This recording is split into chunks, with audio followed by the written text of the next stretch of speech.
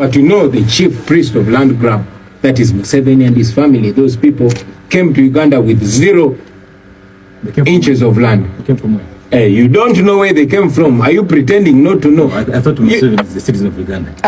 Well, by the gun is a citizen, but even during the days of President Obote challenged him to prove that he's a Ugandan. He could not prove that. I challenged him in 2021. I still challenge him to prove that he's a Ugandan.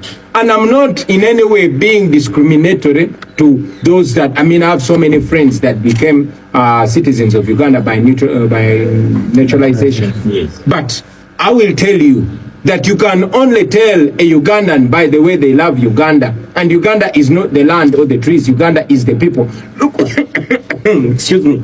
Look at how the man is treating Ugandans. Look at how the man is underdeveloping our country. Look at how the man is destroying every single sector in this country. Can you really say Museveni is a Ugandan? That's a question for you.